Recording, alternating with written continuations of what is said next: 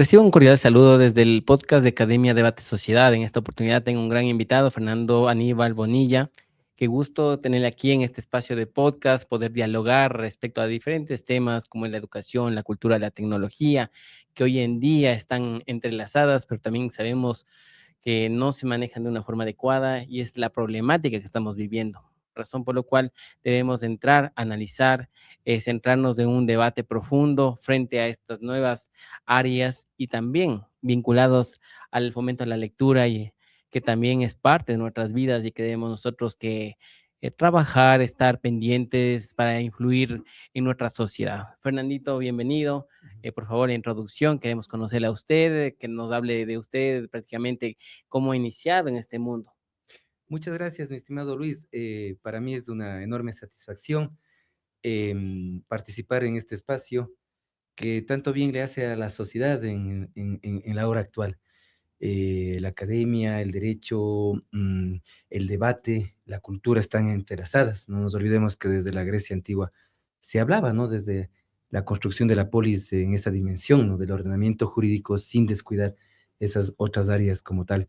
Y enhorabuena que usted, conjuntamente con su equipo de análisis, de diagnóstico, pues estén interesados en ampliar algo que tanta falta le está haciendo a la sociedad contemporánea, que es el debate. Le estamos rehuyendo a la discusión, malinterpretamos lo que es generar la controversia desde lo que viene a ser la multiplicación de las ideas, única y exclusivamente. Ahora lo que prevalece es el insulto, la diatriba, alzar la voz, cuando lo que caracteriza al ser humano es precisamente la generación de las ideas y evidentemente la disertación de las mismas. Bueno, yo soy Aníbal Fernando Bonilla, ante su inquietud. Soy poeta, soy escritor, he cumplido funciones también de carácter público, en su momento como concejal por cerca de 10 años en el Cantón Otavalo, vicealcalde, alcalde encargado. He estado inmerso en la política, en la cultura desde siempre y por supuesto en las letras, en la literatura, como digo, en la poesía de manera particular como un género que me apasiona, en el periodismo. Yo soy periodista profesional, licenciado en comunicación social, también en la academia, en su momento como docente universitario, y pues siempre hemos estado preocupados de lo que implica el ser humano desde también las sensibilidades y las manifestaciones del espíritu como tal. Muchas gracias. Bueno, yo quisiera también conocer cómo ha sido esa vinculación con el sector cultural, también tener un conocimiento respecto a ello, porque es importante que nuestra audiencia más o menos se dé cuenta cómo inicia este amor por escribir, por llegar con las letras a la sociedad y sobre todo darle ese mensaje. Actualmente tiene varias obras que se han presentado en varios lugares del país e incluso a nivel internacional se estarán presentando. Entonces, bajo esta premisa, quisiera yo conocer un poco de cada una de ellas. Bueno, sí, la relación con el quehacer cultural se originó desde muy temprana edad en mi ciudad de origen, en Otavalo, a través de lo que es la gestación de los movimientos culturales, que como conocemos, pues han existido en décadas determinadas, una especie como de vorágine, ¿no es cierto?, de irrupción. Ahora como que sentimos que hay un cierto desapego a esto de los movimientos culturales en cuanto a lo que viene a ser una propuesta también contestataria. Entonces, bueno, entre los 80 y sobre todo en los 90, en los años 2000, el cambio de ciclo, de siglo, originó, provocó que yo esté muy inmerso, digamos, en esa preocupación. Como activista, sí, como gestor, promovimos mucha actividad en lo que tiene que ver con recitales de poesía, festivales, encuentros. Muy joven, por ejemplo, yo promoví conjuntamente con un gran poeta, el doctor Javier Oquendo Troncoso, las Jornadas Poéticas Juveniles del Ecuador. Ya no recuerdo el año de manera puntual, pero se hizo en Otavalo, 40 o 50 poetas de todo el país, jóvenes, que pues leían sus textos en la ciudad de Otavalo. Y luego el Encuentro Internacional de Poesía en Paralelo Cero, que es un festival de poesía renombrado no solamente en el Ecuador, sino en Latinoamérica, que tuvo como 9 o 10 años, 8 o 9 años como subsede Otavalo. Promovimos aquello, pudimos convocar a poetas del nivel de Juan Gelman, por ejemplo, de Antonio Gamoneda, enormes poetas que estuvieron en Otavalo y también en Imbabura. Eh, Cumplimos con ese rol, digamos, desde el área cultural que es tan ambiciosa y tan amplia en lo que tiene que ver con la difusión de las letras.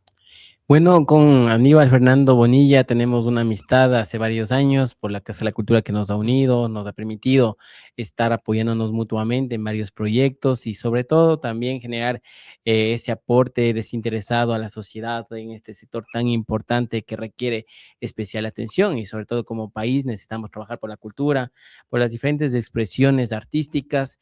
Quisiera también enfocarme ya en las nuevas corrientes de la cultura. Entonces, en ese sentido, estamos enfocados en difundir estos conocimientos a través del podcast.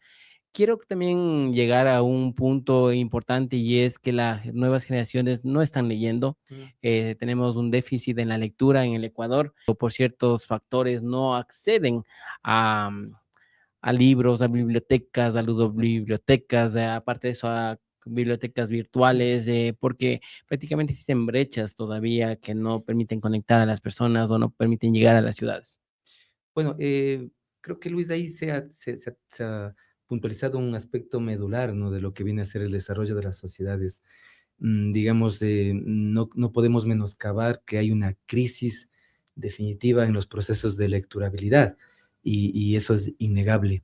Se dice, según la estadística, y a veces yo digo hay que analizar más allá, incluso de la data, que es importante, que posiblemente cada ecuatoriano lea apenas un cuarto de libro, ni siquiera la mitad de un libro cada año, ¿no?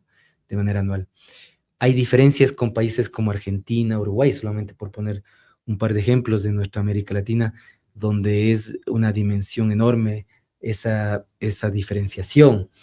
Eh, Tiene que ver con cuestiones de carácter cultural, sin duda alguna, tiene que ver con patrones de modelos educativos a ratos anquilosados, pero hablamos de siglos, no de años atrás o de décadas, sino que es un problema estructural. Y aquí sí hay que hacer una crítica y autocrítica a quienes somos padres, quienes somos abuelos, de lo que significa no dejarle la responsabilidad de manera exclusiva al docente o al sistema educativo como tal. Es decir, puertas adentro en las aulas, ¿no? A la escuela o al colegio, sino que este es un problema de corresponsabilidad de la familia y del hogar. El ejemplo es el que nos mueve, digamos, en los núcleos sociales, en este caso en el núcleo primordial que es la familia, y si es que la madre de familia, el padre de familia no leen, pues es evidente que los hijos no van a leer. Pero además aquí hay algo gravitante y que es complejo decirlo, es muy sensible, pero hay que hacerlo, y es que muchos profesores y profesoras no leen. Y hablamos del área de lengua y literatura y es lamentable. No adquieren libros, no compran libros, no han renovado su biblioteca personal particular, no conocen de las nuevas corrientes literarias y hay un anquilosamiento también de esas tendencias, de los modelos de enseñanza. Y entonces ahí estamos con un problema grave, porque esto tiene que ver, como decíamos al inicio, de plantearnos niveles de criticidad en los entornos sociales. ¿Para qué nos sirve la literatura? Es la gran pregunta, ¿no? Y como usted decía, Luis, finalmente no leen los jóvenes ahora, pero no hay que endilgarles la responsabilidad exclusiva a los jóvenes, porque la responsabilidad está también de una sociedad y de una estructura del Estado como tal, de las instituciones, de la institucionalidad que no da respuestas. ¿Cómo vamos a exigirles a los jóvenes que lean si no hay bibliotecas? O si las bibliotecas que de manera limitada existen, funcionan, no están actualizados evidentemente en su bibliografía, ¿no es cierto? Entonces, además viene el otro, Luis, que no hay que temerle a esas nuevas corrientes que tienen que ver con la digitalización. Es decir, lo virtual hay que apostarlo y esa es una gran posibilidad. En el caso particular, mire que yo cursé dos maestrías, una en literatura española y latinoamericana y otra en escritura creativa, y obviamente lo que usted decía, ¿no? Zanjarnos las diferencias incluso geográficas, a ratos económicas, obligaban a que tengamos la posibilidad de que a través del formato pues digital, ¿no es cierto? Nosotros podamos leer y pues nutrirnos de diversa bibliografía que obviamente se desarrolla, se publica en Europa y en otros países. Bueno, dentro de la política pública de fomento a la lectura están trazados los ejes, también existen objetivos concretos, pero muchas veces al momento de llegar ya a territorio, vemos realidades en que, por ejemplo, en el sector rural no todos acceden a los libros, muchas veces es necesario generar campañas para llegar con material para los niños, para los adolescentes y sobre todo para los jóvenes. así como también para los adultos mayores. Creo que los adultos mayores también llegan a una época en la cual necesitan también estar en contacto con la lectura. Esto permite también mejores condiciones de salud, esto comprobado científicamente, porque psicólogos, psiquiatras han manifestado que el hecho de estar en actividad lectora permite que la memoria se encuentre de una mejor manera, no existan pérdidas de memoria y sobre todo también que permita conectar a la persona, ¿no? En este caso, en los clubes de lectura, hemos visto Ujú, como en ujú. varias ciudades del país, e incluso a nivel internacional, en diferentes grupos etarios, existen llamados a estar compartiendo con la lectura, que lee el vecino, que lee el amigo, que leen los compañeros, y de esa forma se generan nuevas iniciativas para que la lectura llegue a más personas, ¿no? De poder cada uno conectar entre diversas personas, entre diversos grupos de la sociedad y poder llegar a los demás. Bueno, ahí hay dos aspectos que yo quisiera resaltar, ¿no? Sin duda que, digamos, a nivel gubernamental, a nivel de la cosa pública, se han generado los denominados planes nacionales de lectura, sí, las campañas. Eso implica también hacer un diagnóstico, ¿no? ¿Cuáles han sido realmente los resultados? En décadas pasadas, esas campañas desembocaban, por ejemplo, en la publicación masiva de títulos que son referentes de la literatura ecuatoriana, pero asimismo la crítica estaba centrada en su distribución, es decir, a dónde llegaban esas obras, por ejemplo, sí. Y lo que usted dice, posiblemente desde la conceptualización existe, sí, mire que había el Plan Nacional de Lectura, ¿no es cierto? Eugenio Espejo, incluso conozco que aún todavía persiste esa línea editorial, pero creo que hay mucho que hacer en ese aspecto y yo creo que las asimetrías tienen que ver mucho con lo que usted ha dicho, Luis, lo urbano con lo rural, sin duda alguna. La diferenciación, la posibilidad de acceder a la Internet, por ejemplo, que sin duda facilita, viabiliza aquello. A rato siento yo, es mi criterio muy particular, sin politizar el debate, pero que se ha ido desmantelando lo que por derecho tiene la sociedad, el pueblo como tal, la comunidad, que son esas redes, digamos, de públicas, de mejoramiento de la condición de vida finalmente, como son estas de el acceso a la Internet. Digo que hay mucho que hacer sobre ese aspecto. Eso por una parte. Ahora, por otra, yo creo que, digamos, el tema del fomento de los procesos de lecturabilidad van de manera encomiable también con las visiones que tienen ciertas autoridades. Creo que sin duda la posibilidad de que, mire, a ratos prioricemos la obra pública, lo que se llama la obra de cemento, que es necesaria, ¿sí? La dotación de agua potable, alcantarillado, por supuesto, electrificación, pero sin descuidar esa otra parte, que es el crecimiento humano, ¿no es cierto? Lo que vendría a ser lo intrínseco del ser humano. Y yo creo que ahí también hay una deuda, ¿no? Una deuda independiente de quién sea el gobernante de turno. Creo que hay aspectos que aún quedan en el debate, digamos, quedan como una crítica constructiva para poder insistir en que creo que la corresponsabilidad es de todos y de todas, porque usted sabe que ahora se generan normativas legales donde incluso se impide ya que existan, digamos, por las competencias, las denominadas competencias, que exista inversión en estas áreas que estamos hablando, ¿no? Se limita, digo yo, y le digo yo como un ex concejal, como un ex vicealcalde del Cantón Otavalo, lo que hicimos cuando el marco legal lo permitía, muchas cosas importantes a favor de la cultura. Ahora ya es más complejo porque usted sabe que hay la intervención de la Contraloría, porque hay una normativa expresa frente a aquello. En este sentido, es necesario resaltar que el ser humano, habían mallas curriculares en las que apoyaban la cultura, la danza, digamos, la música, el teatro, la lectura, pero eso ya no vemos hoy en la actualidad. Obviamente las políticas públicas están bien trazadas, pero no estamos viendo que en la práctica se estén desarrollando en las instituciones educativas y también en las familias. Sí, totalmente de acuerdo. Creo que, digamos, ese es también el efecto, o sea, el resultante de lo que estamos hablando tiene que ver también con esa dinámica actual, ¿no? Hay un desinterés, hay una apatía, tiene que ver también con una compensación a ratos remunerativa hacia los docentes, ¿sí? Estamos en momentos complejos, ¿no es cierto?, en el tema digamos, salarial también.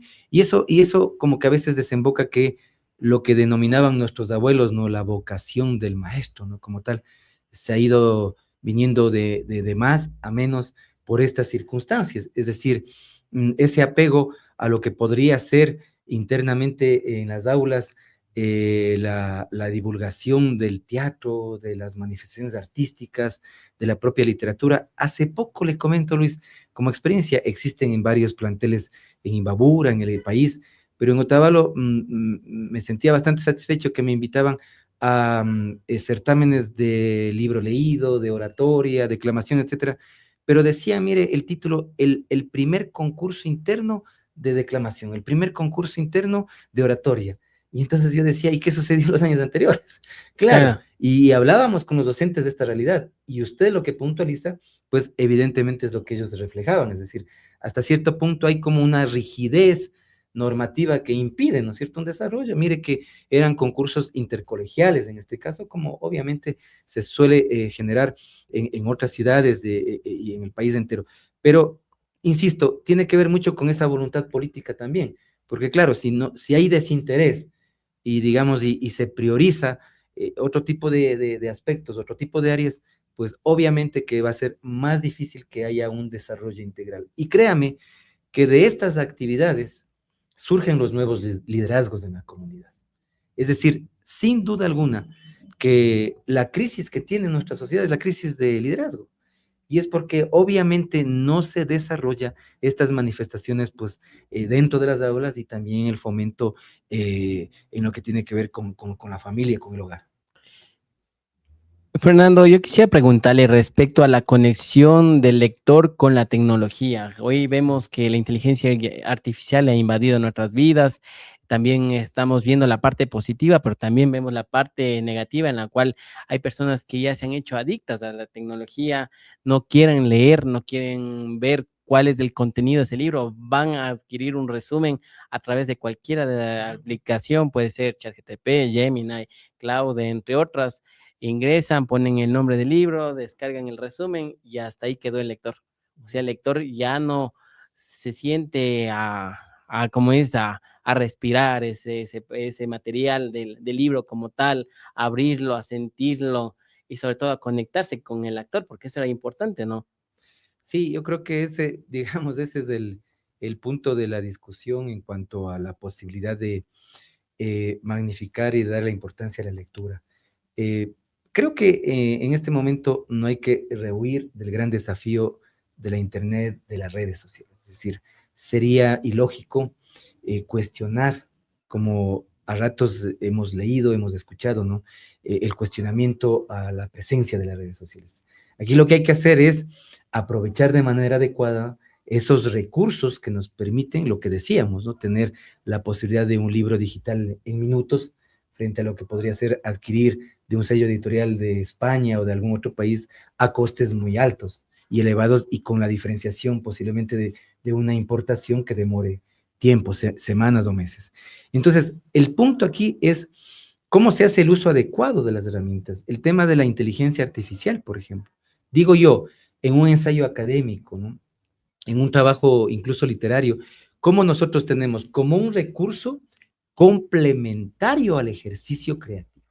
Enhorabuena, reivindicamos a los poetas que hasta ahora no nos gana la IA.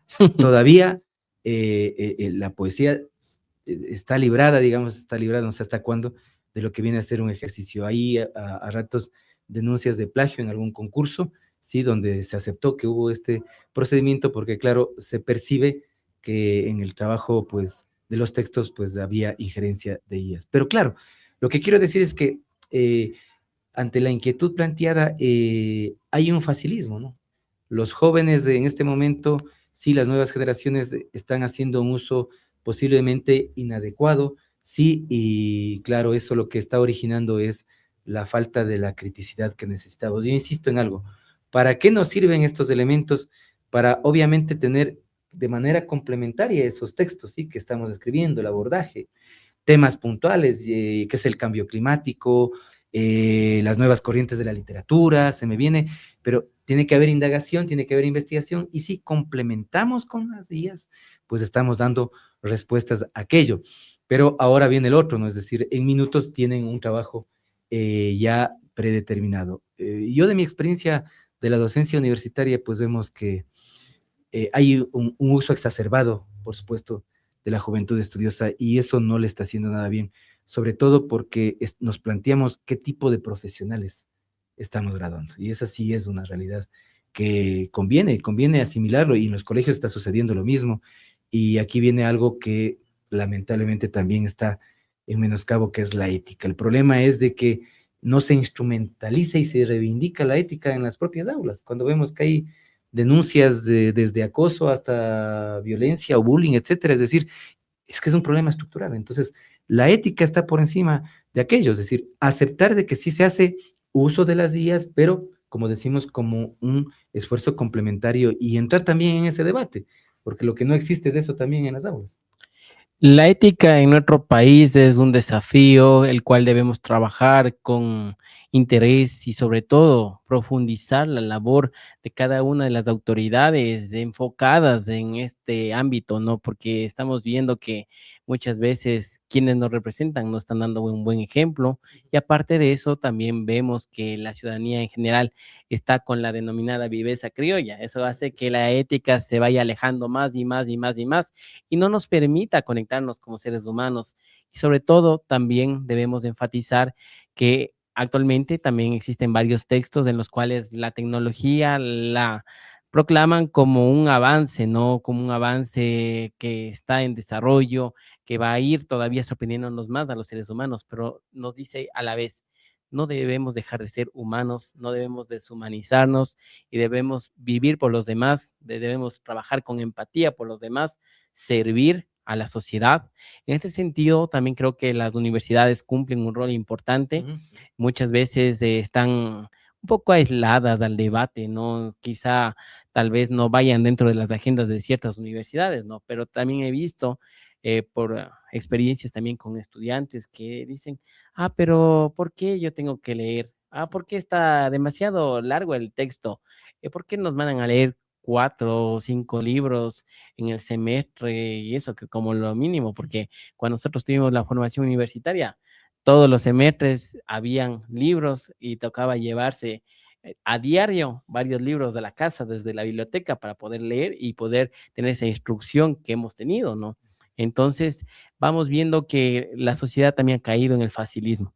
Una cosa es que tengamos la tecnología, la aprovechemos, y otra cosa es que la tecnología les esté haciendo un poco cómodos a las personas y no permitan llegar a obtener ese resumen de ese libro, pero de una forma con esfuerzo, no, porque estamos viendo que todo está haciendo la tecnología, pero el ser humano no se está esforzando.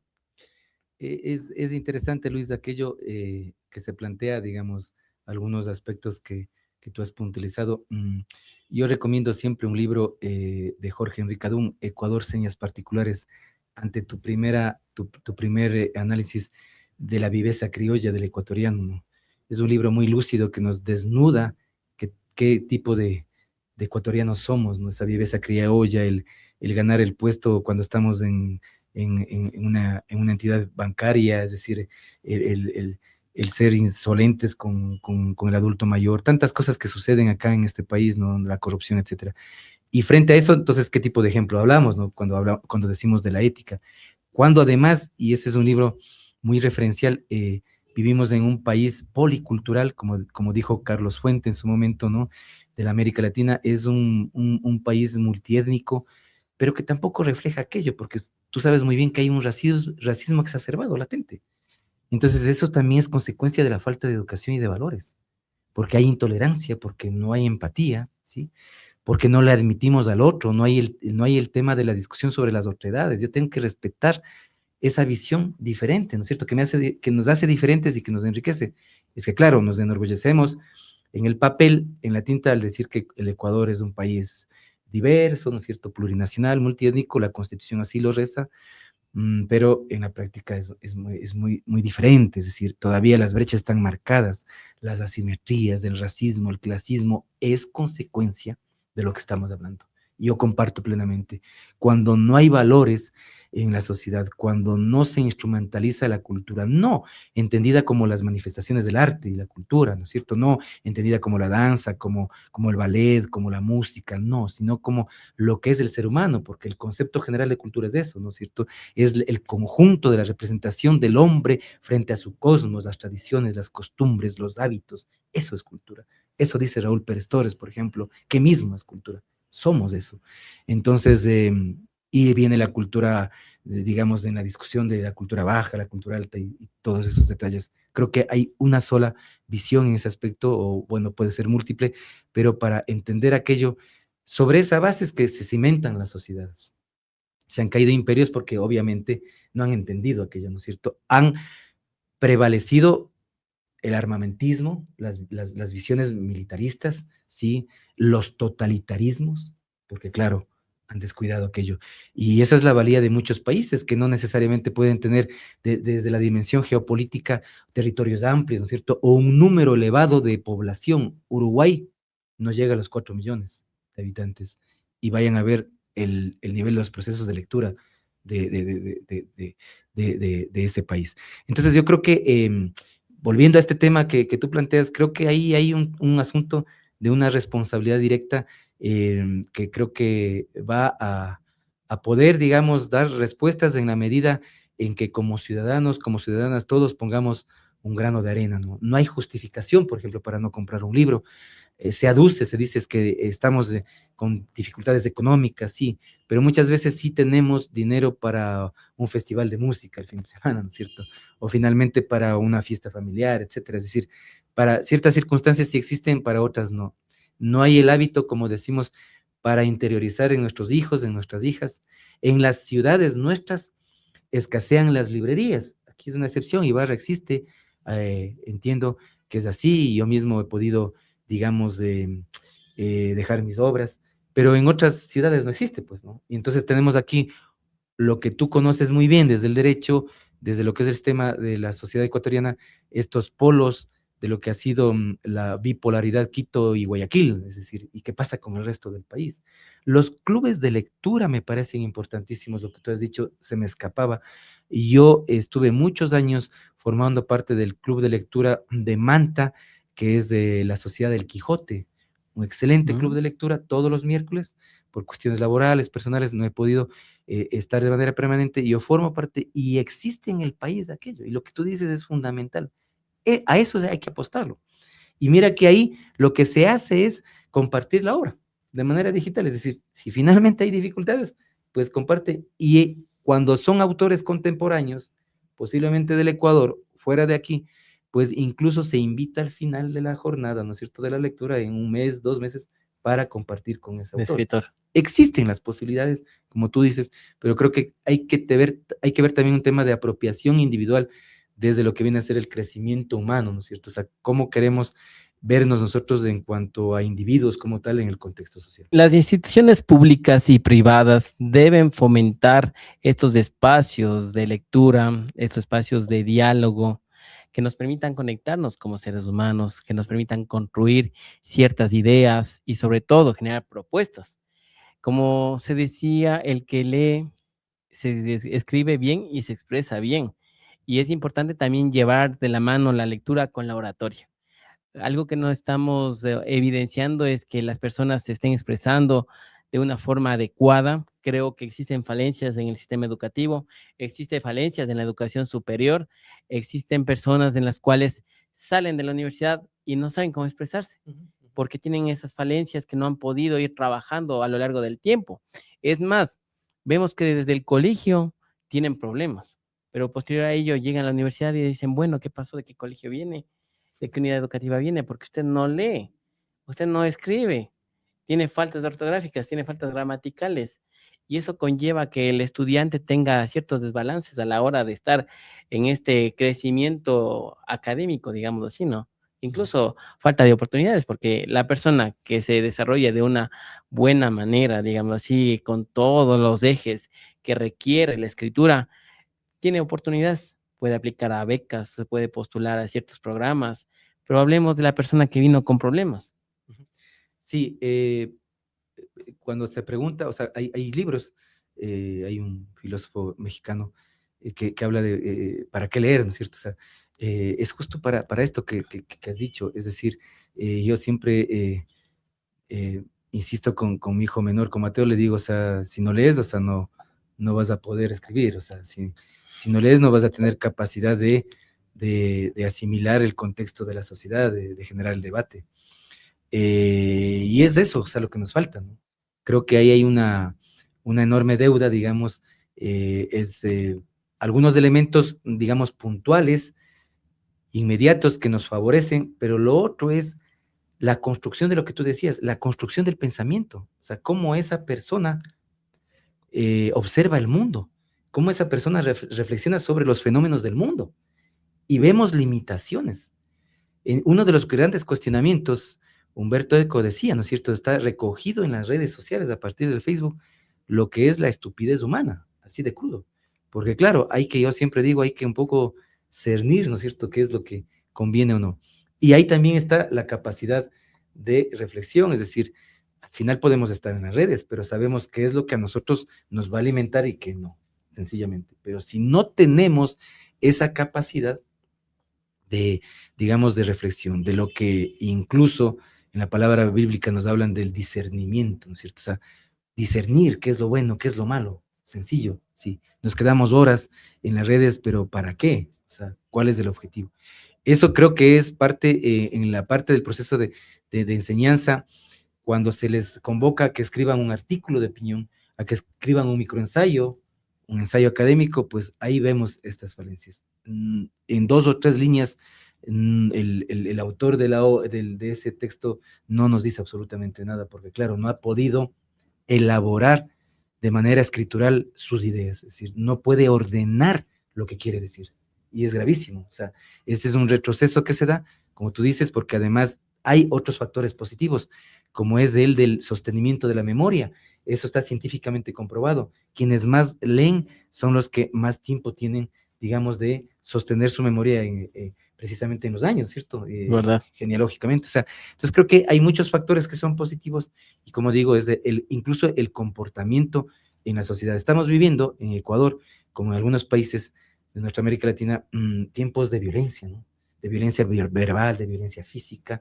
Es decir, tú estás transitando en la calle y obviamente recibes algún grito insolente, es decir, te tiran el carro, es decir, hay cuestiones muy fuertes, porque claro, estamos como seres humanos con estos faltantes. Bueno, en la parte final del podcast quiero también conocer un poco de nuestro invitado respecto a las obras que han sido publicadas en estos últimos días. Darnos el mensaje que expresan estas obras. Obviamente quien quiera leer, porque no les vamos a decir de qué se tratan los libros, pero sí sería importante hacer una pequeña reseña, ¿no? Para que puedan conocer así un poco a detalle, pero también algo concreto para que genere esa curiosidad en el lector, ¿no? Porque es necesario. Bueno, gracias Luis. Sí, tengo algunas obras sí, literarias de manera puntual, sobre todo en el género de la poesía. Hay un par de libros que tienen que ver con ensayo corto, uno que está dedicado a Otavalo, que lo escribí hace mucho tiempo, que se denomina Evocación de la Tierra Habitada.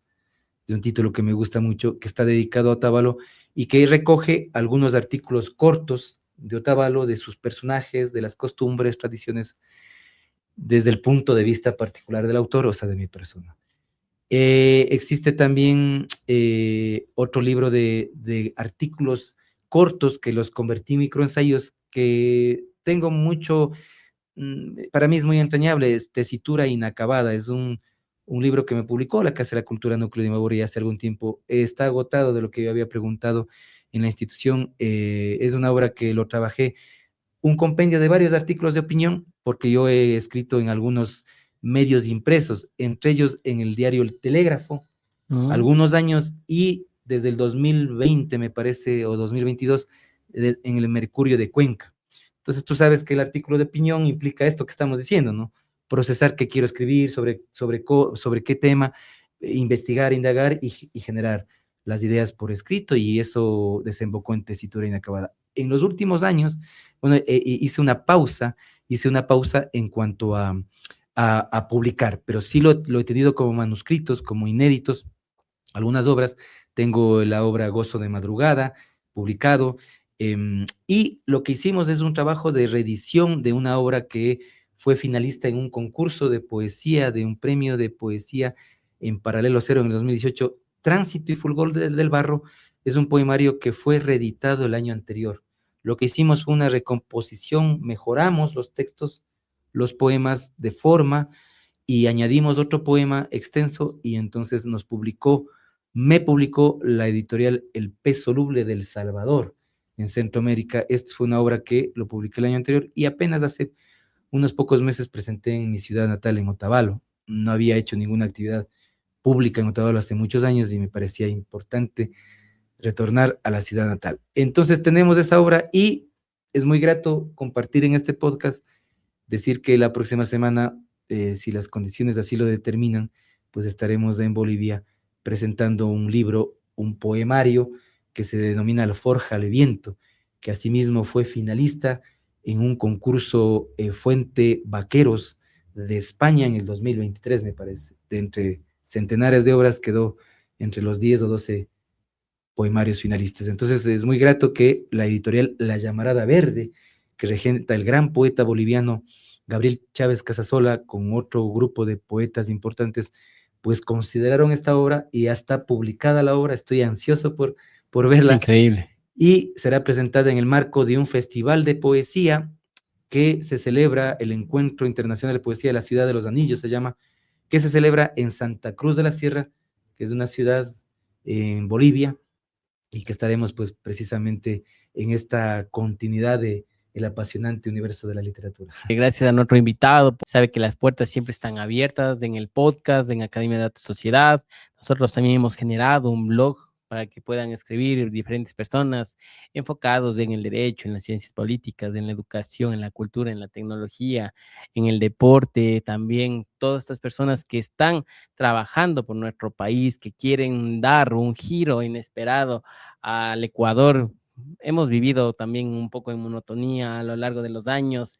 Hoy en día estamos viendo que están cambiando algunas cosas, falta por trabajar, no podemos decir que todo está perfecto, pero vemos que los seres humanos debemos conectarnos a través de la educación, la cultura, el deporte, para ser unas personas que estén dispuestas a dar lo mejor al otro, tener esa calidad de servir a las personas, de servir a la ciudadanía, con, sobre todo con vocación, con ética y transparencia.